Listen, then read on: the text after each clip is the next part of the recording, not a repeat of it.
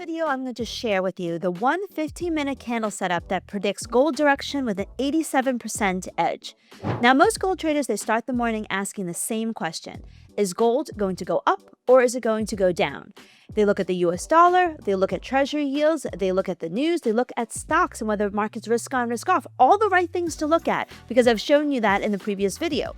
They draw 10 different levels on a chart, and yet with all this information, still have no clear answer.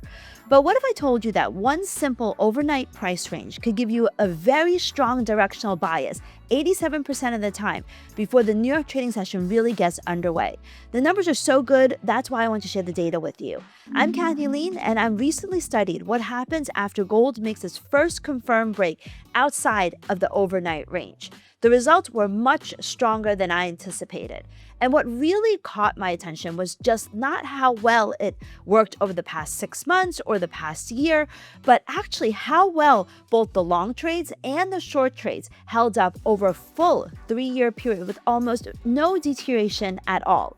In this video, I'm going to show you exactly how the overnight range is defined, what qualifies as a real breakout versus a fake out, how I would trade the setup, and one mistake that could completely destroy the edge. Before we get started, please do me a favor and hit the like button, subscribe to the channel, and don't miss our daily market previews, our strategy breakdowns, and our live trading sessions. Now, let's get to the first 3 steps. Step number 1. Define the overnight range. For this strategy, the overnight range is defined as 8 a.m. to 6 p.m. Tokyo time. Now, many of you think in the Eastern time, or, for me, I live in New York, so I focus on Eastern time. That works out to 6 p.m. to 5 a.m. when New York is on daylight savings, and 5 p.m. to 4 a.m. when New York is on standard time. During this period, what I want you to do is I want you to mark the highest price the gold has traded and the lowest price the gold has traded. These 2 levels create the overnight range. Do not look for a breakout while the range is still forming. You need to be patient. You need to wait for the full overnight period to be complete, and it's a long period of time. It covers the Asia and early London session. Once the range is finished, the overnight high and the overnight low become the 2 most important lines on your chart. Step number 2, wait for the first confirmed break. This is where the setup becomes very specific. We're not counting every single time that gold trades above the overnight high or below the overnight low. A wick does not count. Gold must produce a full, let me repeat that again, a full 15-minute candle close outside of this overnight range. If the first confirmed 15-minute candle close is above the overnight high, the directional bias becomes bullish. If the first confirmed close is below the overnight low, then the directional bias is bearish. And the word first matters a lot.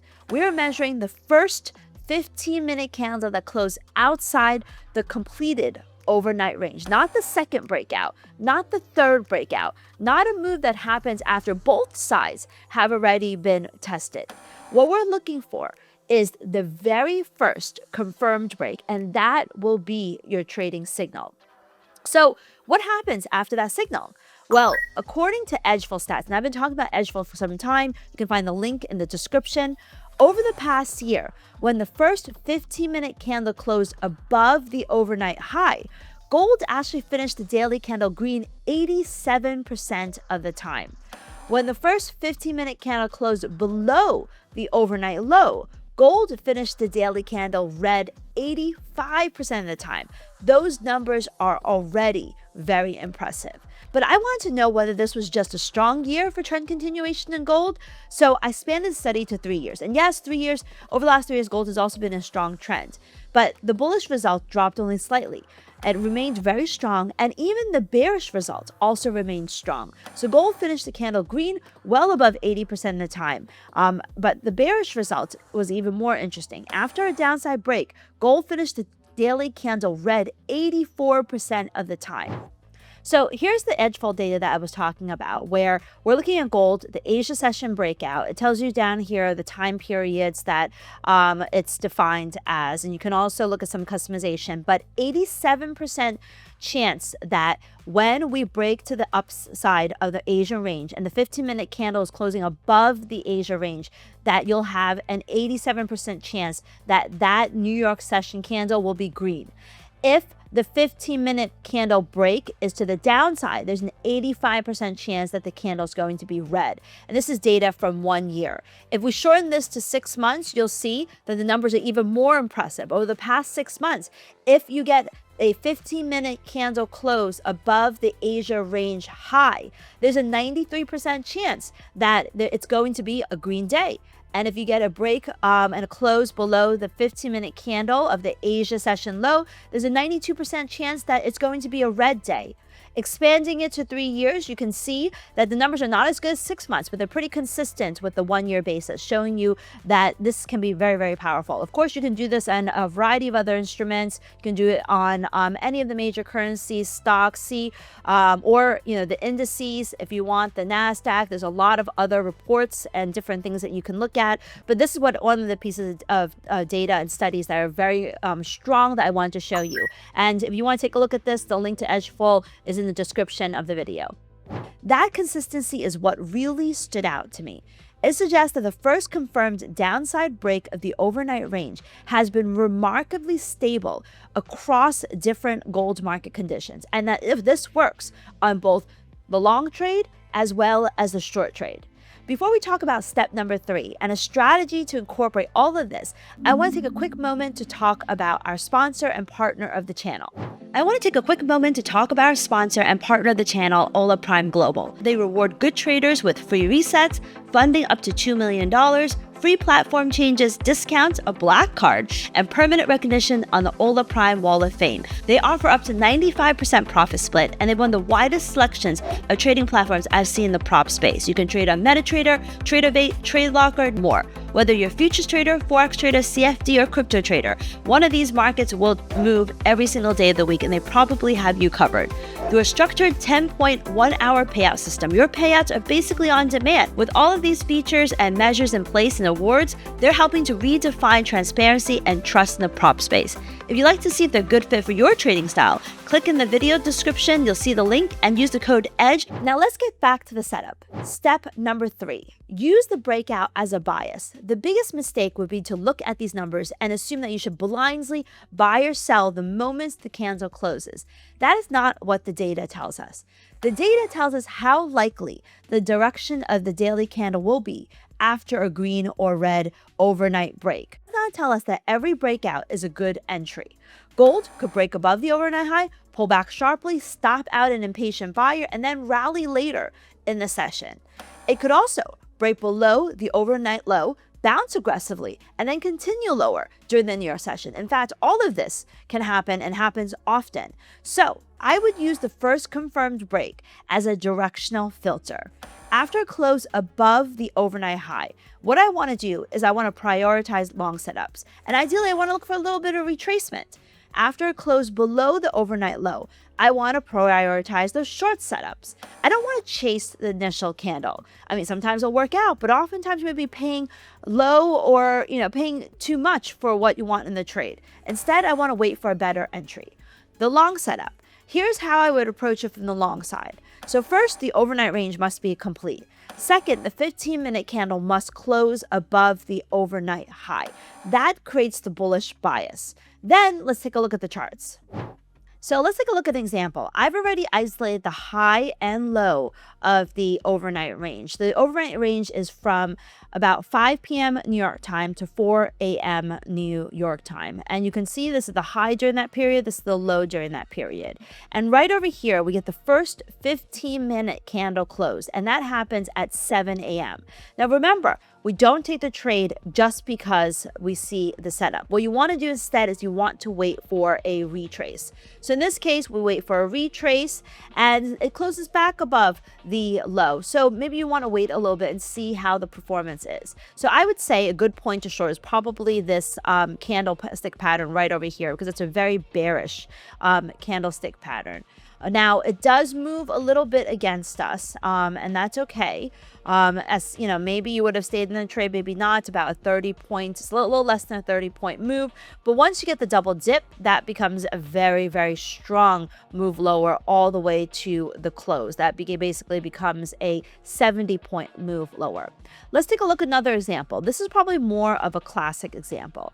This is the high of the overnight range. This over here is the low of the overnight range, right over here.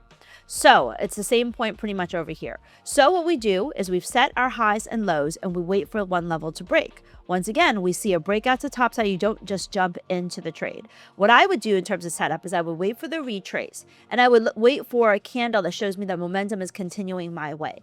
So this is a possibility, but this is probably a stronger momentum candle. So this is stronger momentum candle. I would go long on the close of this candle, and this becomes a much more beautiful 70-point move higher in gold. Let's see what we have the next day. The next day over here, clearly the low is over here in the overnight range, although this is Monday. And then the high at 4 a.m. is right over here. So we have the high of this candle. So we're waiting for the first candle, 15-minute candle close. Once again, this is the 15-minute candle. This is kind of a little bit of a fake out. So this is the 15-minute candle close. I would wait for a retrace and then wait for confirmation that we've closed into strength. I would go long on this candle. We don't get a huge move. It does move against us a little bit, but overall the range is pretty low. Eventually it moves up. I would say, you know, we would have gotten about 15, 20 pips from there. Not a huge move. So this one probably wouldn't work out, but that's okay. There are winners and there are losers. So this is Sunday open. And where is our 4 a.m.? Our 4 a.m. is right over here, I would say. Right over here. That's the high. So same strategy. You wait for the close above the overnight high. You wait for a retrace, some sign of strength, and I think this one is good enough. It does torture you for a while. It does retrace a little bit before powering higher into the New York Open, and just shows you that, you know, you do get the same sort of continuation move into the New York Open. And let's just look at one or two more examples before we move on, just to show you how this would work and why I like this setup so much. So here you go. That's the low during the period. And the high would have to be this high over here.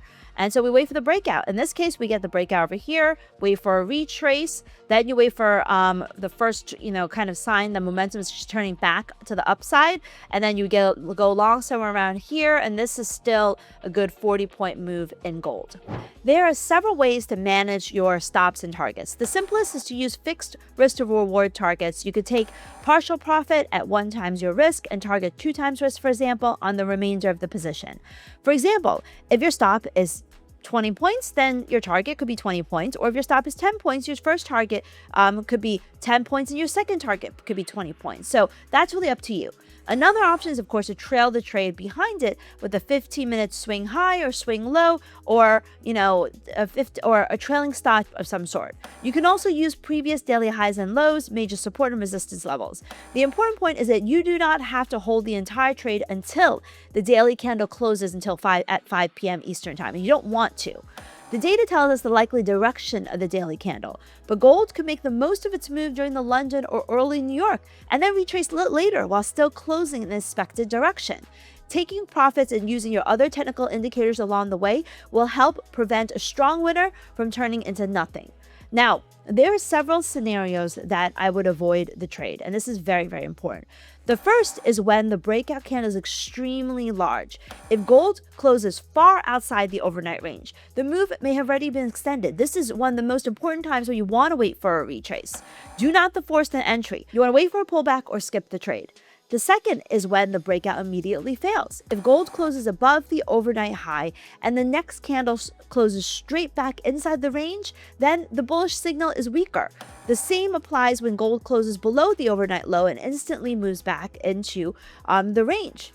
The third warning is when gold eventually breaks the opposite side of the range. If gold first closes above the overnight high and then later collapses through the overnight low, the original bullish idea, of course, has clearly failed. And finally, don't take the trade when the stop is too large relative to the available profit target. A high probability directional bias does not excuse poor risk management. With that said, there's one important distinction that I need you to understand.